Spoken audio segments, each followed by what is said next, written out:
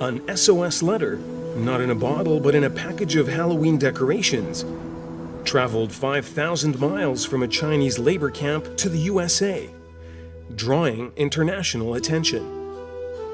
Sir, if you occasionally buy this product, please kindly resend this letter to the World Human Rights Organization. Thousands of people here who are under the persecution of the Chinese Communist Party's government will thank and remember you forever. I was shocked at first that they were able to sneak this letter out. In labor camp, they forced us to work overtime to produce military cloth and export goods. China's booming economy continues to increase through the use of slave labor. If I have choices, I really don't think I want to buy those products because it could be made with blood, and tears.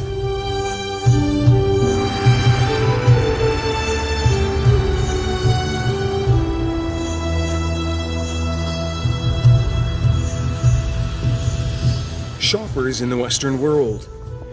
Very few of us think about where the goods we buy come from. Most of them are made in the Far East, under tough conditions, and many come from China. In October 2012, when an American woman, Julie Keith, in Oregon, opened a Halloween decoration box for her daughter's birthday party, she didn't realize what she was going to see would come to be known around the world. A handwritten letter from an inmate at a Chinese labor camp fell onto her lap. It was a plea for help. Sir, if you occasionally buy this product, please kindly resend this letter to the World Human Rights Organization. Thousands of people here who are under the persecution of the Chinese Communist Party's government will thank and remember you forever. I was shocked at first that they were able to sneak this letter out. I know that, they can suffer death if they get caught. People who work here have to work 15 hours a day without Saturday or Sunday breaks or any holidays. Otherwise, they will suffer torture, beatings, and rude remarks. Nearly no payment, 10 yuan per month. I immediately went on to the internet and Googled the name of the labor camp, and what seemed to be what they were saying in the letter was true. Yeah, I was saddened. I had some knowledge of the way things were in China, but to really have it brought to my attention like that, it made me sad that people are treated that way. People who work here suffer punishment, 1 to 3 years on average, but without court sentence.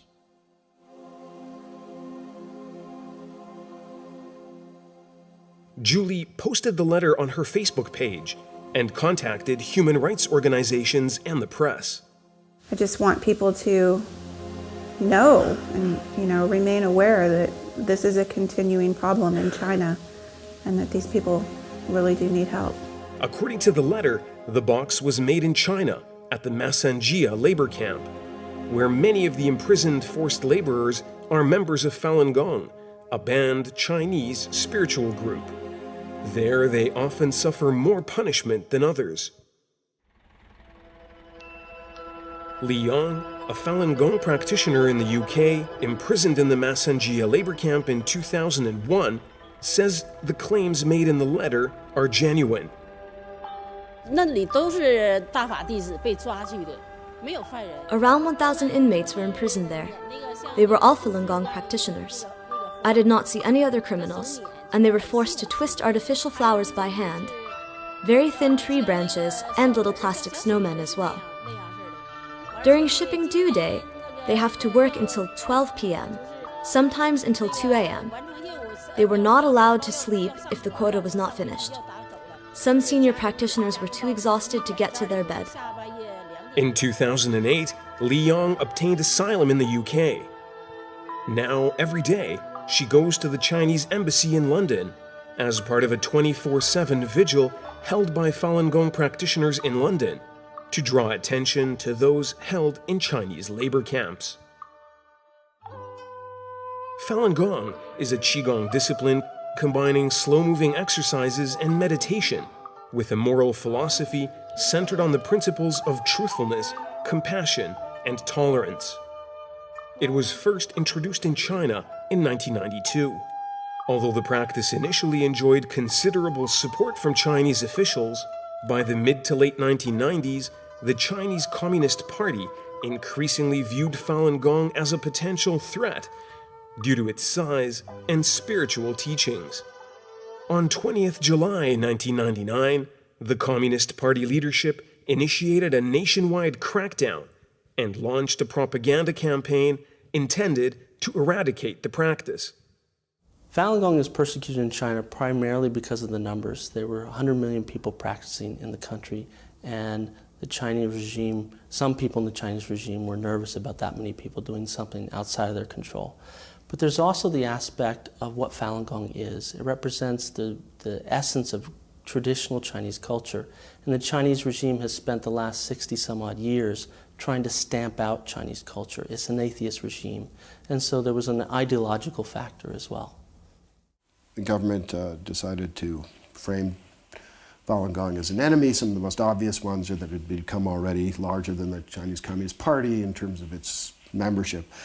Those sorts of issues. And I think those are true. And I think from a Marxist perspective, seeing the spread of Falun Gong through the different class levels and occupations, rural, urban, and all the way up to the Chinese Communist Party itself was terrifying. This is the way Marxism is supposed to spread, not Falun Gong. So from their perspective, that was something terrifying. Ethan Gutman, an investigative journalist and the author of the book Losing the New China, carried out many years of observation and research on Falun Gong.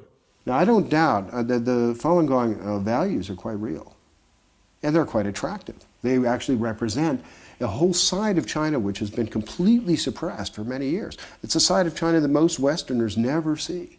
It may say, Falun Gong says, well, we're not political. Well, no, it's not. But the point is, everything in China must be subordinate to the political in the Chinese Communist Party's mind. It must be either harmless and innocent and frivolous, or it must be, if it is to have any seriousness, then it must be subordinate.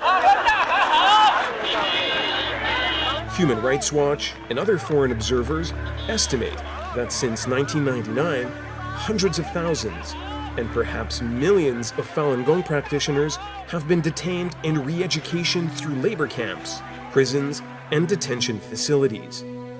Adherents in detention are subject to forced labor, psychiatric abuse, torture, and other coercive methods of thought reform at the hands of the Chinese authorities, sometimes resulting in death.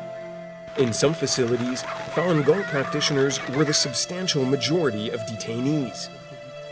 I estimate that probably up to 500,000 Falun Gong are in the Laogai system right now. These are enormous numbers, but that's also because the Laogai system itself has been underestimated grossly by the West, and by Amnesty International and by many other groups that ought to know better. Jennifer Zhang, a Falun Gong practitioner who survived the persecution in China, said Falun Gong practitioners in detention consistently received the longest sentences and worst treatment. On the first day we were there, the police made it very clear that the only purpose for us to be sent there is to get us reformed. All sorts of methods, physical torture, including electric baton, beaten ups, and sometimes very shocking methods to female Falun Gong practitioners, sexual assaults, and also sleep deprivation. And also we were forced to watch those propaganda materials. And they also forced other criminals to torture us in order to reach their quota. And if the criminals do a good job for the police, they can be released ahead of time. And if they don't reform Falun Gong practitioners, they may also even not allowed to sleep. So others, they turn all the other criminals against Falun Gong. Jennifer Zhang was imprisoned for 12 months in a labor camp before she fled to Australia and obtained asylum in 2001. In 2005, she published a book, Witnessing History, about her experiences regarding the persecution of Falun Gong in China. China's re-education through labor is a system of punishment that allows for detention without trial. Under the current system, police can send people to labor camps for up to 4 years for a variety of vaguely defined offenses. China began using the system in 1957. In 1957, when Mao Zedong's class struggle and the campaign against the anti-revolutionaries, at that time Mao believed that he needs a system without legal trial to put people away. So in 1957, the re-education through labor established. It was not a law. It didn't pass by any legislation body, not passed by the People's Congress. The system was originally used to detain accused counter-revolutionaries or other critics of the communist government, but it was later expanded to punish prostitutes, drug addicts, and other minor criminals. Now the system is also used to imprison people regarded as a threat to the government, such as Falun Gong practitioners, Muslim Uyghurs in Xinjiang, members of underground churches, and petitioners who had committed no crimes. Detainees in re-education centers will undergo brainwashing study sessions and are required to write daily thought reports. Detainees are often kept there until they change their thinking. China also uses state-run mental health hospitals to keep political prisoners. However, in practice, it has led to the creation of a vast network of prison labor camps, known as laogai, across the country. Chinese state media said China has 310 labor camps, holding about 310,000 prisoners and employing 100,000 staff. According to estimates from the Laogai Research Foundation, there are 6.8 million people incarcerated in China's 1,100 labor institutions. Masanjia labor camp is one of the most notorious labor camps in China for the most violent, forced deprogramming used by the government to suppress dissidents. Stories of torture at Masanjia first came out 13 years ago in overseas media. There's been well over 8,000 reports of torture and abuse of Masanjia labor camp over the last decade, coming mostly from people who have been detained there and suffered the abuse themselves. One case that came out in 2000-2001 was a case of 18 female detainees who were stripped naked and put into a male jail cell where they were gang raped very violently. This caused quite a stir among the China Watcher community, the human rights community. In particular, Masanjia. So I've interviewed, I think, six people, all women, I believe, all Falun Gong, who were in Masanjia at one point or another. And the descriptions, after this case came out, after this letter dropped out of this woman's graveyard pack, or whatever it was called, kind of a Halloween fan myself, I went back and started listening to those interviews, and they're quite complex. There's a lot of information on Masanjia. It was notorious. It was the crucible, the most difficult place for a Falun Gong. Like many labor camps, the common criminals, rapists, murderers, thieves, drug addicts, were at the top of the pyramid. They were given control of the labor camp in a sense. Underneath the guards, they were given control, and they always had high status. At the same time, Falun Gong has a code of nonviolence, a code of passive resistance. And this made them very vulnerable to the conditions inside their individual cell blocks. Masanjia labor camp, it's very specific setup, a woman's labor camp. in 1999. I think it's October 29th, established by the Central CCP and the Minister of Justice. And they established this special women's labor camp to brainwash and transform Falun Gong practitioners and design different torture techniques. And then they use this technique and the transformation and the brainwash method promote to nationwide all China different labor camps and prisons. So that's why this is the most notorious. All the techniques were designed in this labor camp. In April 2013, the Chinese magazine Lens published a story about former inmate Liu Hua, whose diary recounted the torture carried out in Masanjia women's labor camp. Liu Hua, a petitioner who was imprisoned at Masanjia on 3 separate occasions, said in Masanjia every day they faced long hours of brutal treatment with little sleep and food. The violent oppression pushed some detainees to suicide. 把我们抓到马三家呢，当地政府给他们 Our local government paid the labor camp 60,000 to 100,000 Chinese yuan to imprison us. In labor camp, they forced us to work overtime to produce military cloth and export goods, coats for Italy, shirts for South Korea, no tax towards the government, and no payment to us. If anyone could not finish their quota, they would be badly beaten. On the 22nd of June, 2011, a criminal slept on the top of my bunk bed. She could not tolerate any more and cut an artery on her right arm with small scissors.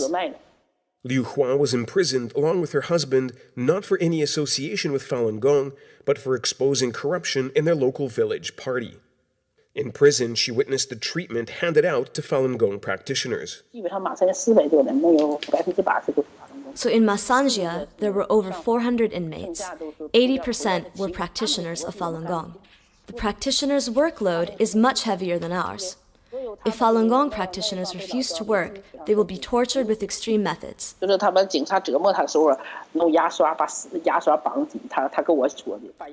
Falun Gong practitioner told me the police bundled 4 toothbrushes together and turned it around inside her private parts to torture her. The head of labor camp told me there are 36 different torture methods in Masanjia. If we don't follow their order, they will apply any of them to us. Liu Hua also said because there's no legal process in operation, the term of their detention could be shortened by paying money. Sometimes, if order quotas were too large to finish in time, Masanjia would buy inmates from other camps. The head of our squad told me that if we pay between 80,000 to 120,000 yuan, we can be released right away. There is no serial number on our labor camp release form. For such a report to be published in a mainland Chinese magazine is rare. It shocked China, and the story quickly spread around the world before it was censored by the authorities and covered up. Shortly thereafter, the Chinese government ordered to stop all republication and reporting on the issue. After 10 days of a so-called investigation, the authorities in Liaoning, where the labor camp is located, denied the claims made in the Lens report. Liu Hua said that no representatives of the authorities have ever asked her and other victims, but harassed and threatened them not to say anything. Members of this investigation team actually are those people responsible for what happened in Masanjia. The Re-Education Through Labor Bureau, the head of this bureau was former Masanjia Labor Campus head. The same person investigate himself. There won't be any results. So the results they published denied all the accusation is predictable.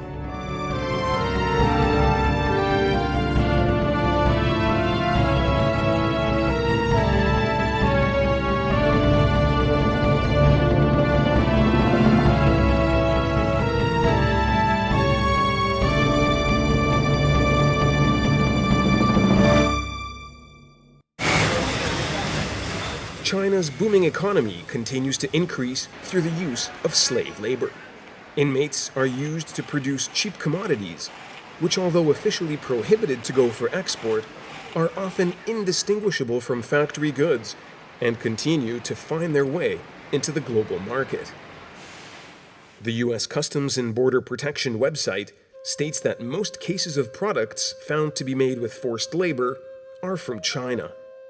Common everyday products, ranging from artificial Christmas trees, Christmas tree lights, bracelets, tools, and foodstuffs. According to a 1998 House Committee on International Relations report, companies which reportedly have or have had products made in Chinese labor camps include many major international companies. Nestle was accused of having some of their products made in Chinese labor camps. Jennifer Zhang confirmed they made fluffy rabbits for Nestle when she was detained in a labor camp. And the special order we received, or labor camp received, was 100,000 rabbits, promotional rabbits for Nestle. So if you buy the products, they give you one for free. So this rabbit, each one needs at least 10 hours and more than 30 procedures to make. And the labor camp only received some 5 US cents, and we received nothing. So the police actually was very proud of the fact that we can produce products for Nestle because it's a so huge international company. Nestle denied the company's business has any links with the labor camps in China, but did admit it had 2 companies in China producing the rabbits for a marketing campaign. Frederick Koller, an investigative journalist from the Swiss-French language daily newspaper Le Temps, found Beijing Michi Toys Company Limited is one of Nestle's Chinese companies located just 500 meters away from the labor camp where Jennifer Zhang was detained. I went back to Dasing just to look around the company to check out if there were no labor camp near this Michi Toys company. And I easily found out that maybe 500 meters far away from Michi Toys, there is actually a labor camp called Tiantanghe, and that was the labor camp Mrs. Zhang was detained. I had other testimonies actually of people saying that they knew that some toys company, because there are many toys company there as well, used to work with labor camps. The Michi company denied it had subcontracted the production to a labor camp.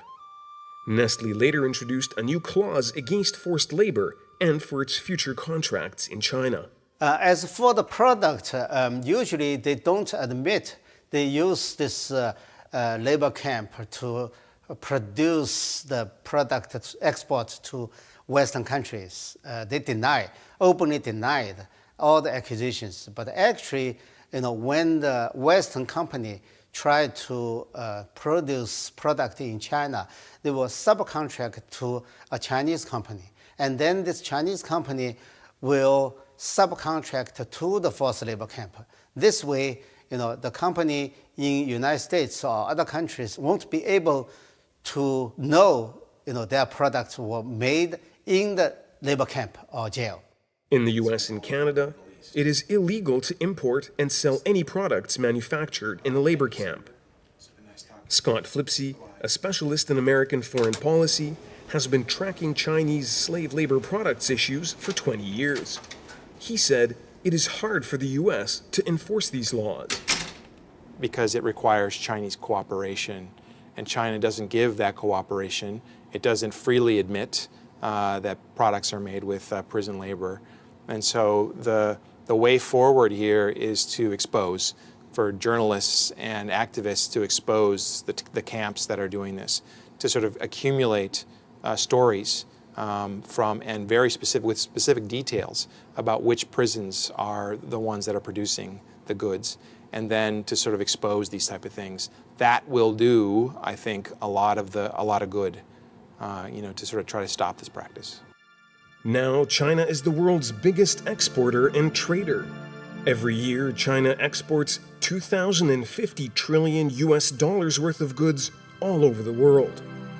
In 2012, China exported 376 billion US dollars worth of goods to 27 EU countries, exported 352 billion US dollars worth of goods to the US, and 54 billion US dollars worth of goods to the UK.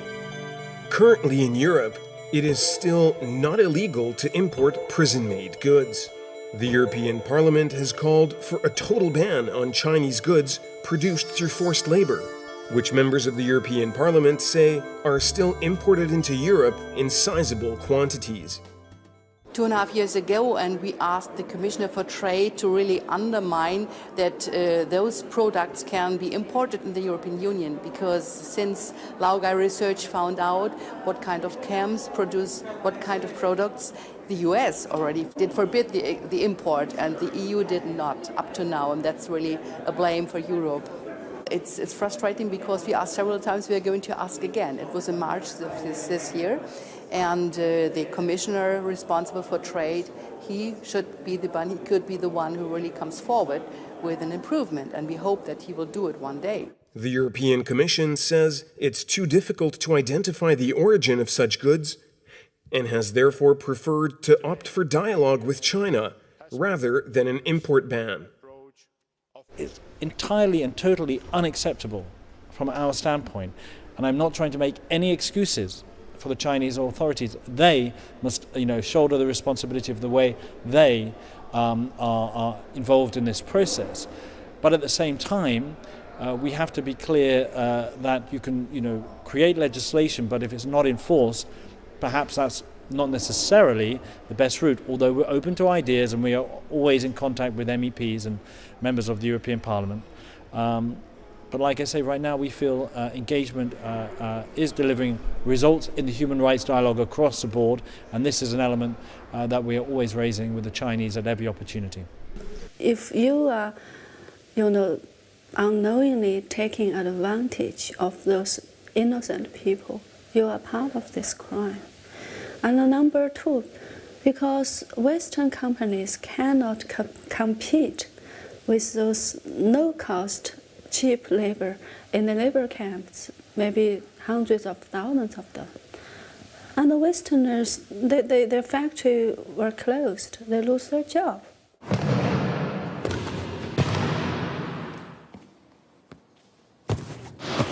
Tony Caldera's cushion business has been ruined by cheap Chinese imports. Today, his Merseyside factory stands deserted. It's just hard to believe that this used to be full. It was a hive of activity. There was hundreds of people working here. They all had jobs for life. We were the #1 cushion maker, probably in Europe. It was all made here. Everything was made in England, and life was great, and we were all happy. All of a sudden, China's come along, and we just can't compete anymore. I've got no choice. I've got to go to China. I've got to try and make it work over there. Otherwise, that's it. It's finished.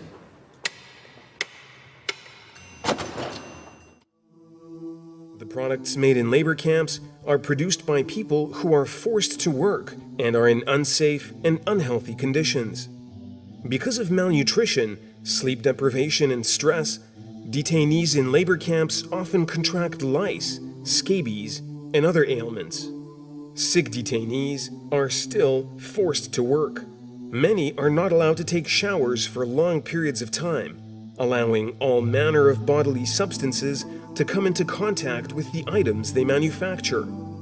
These products are then shipped all over the world. Sophie Liu, a Falun Gong practitioner and a Chinese labor camp survivor, said she was kidnapped by agents of the Chinese Communist Party 4 different times. She was forced to endure 3 horrifying years inside of a Chinese labor camp, producing chopsticks and cotton swabs in very dirty conditions. We worked there for 21 hours a day. The chopsticks just put on the ground. The prisoner worked too long. The hands got hurt, bleeding, but they had to work. The chopsticks was very dirty. I stayed there for 30 days, but we never took a shower. It's July in Beijing. It's very, very hot. They said it's for exporting. There is water there. It's sanitized, but it's very, very dirty. So I said to them, we can't do that. It will hurt people. Then they beat me. Sophie Liu was granted asylum and now lives in the US. If I have choices, I really don't think I want to buy those products because it could be made with blood and tears by those innocent people in the labor camp. Why can they be so cheap? You really don't know, and they work 2 days without being paid any money. Julie Keith took the box and letter to the U.S. Immigration and Customs Enforcement's Homeland Security investigations. The Homeland Security Office of Public Affairs confirmed that the case is being looked into. In June 2013, the New York Times reported they had found the man who wrote the letter and tucked it into the box of Halloween decorations that was found by Julie Keith. According to the New York Times, the 47-year-old former inmate was detained at the Massanjia labor camp for his faith in Falun Gong. He wrote 20 similar letters over 2 years and hid them inside products he believed were to be shipped to the West. He was released from the labor camp in 2010. The article says the man's account of life in the camp matched those of other inmates who say they produced the same Halloween-themed items. For Julie Keith, the news came with a feeling of relief. Well, it made me very happy to know that, that he was safe and alive, because I did receive quite a bit of criticism, like, how dare I bring this, letter to the public now. Now these people in this labor camp will all be persecuted and executed, So it made me very happy to know that he was out of the camp and alive. Julie Keith now checks the label of everything she buys. Her friends, she said, do the same. I really try to not buy made in China products. I understand that not every product made in China is made under these conditions. But I always think when I don't go to the dollar store anymore because everything there is made in China, and so I really try to be more careful. I hope it helped. There's a lot of people that said they would really try to change their shopping habits, really be careful about the items they're purchasing. If people can change the way they think, about their purchases, and maybe it'll make a difference.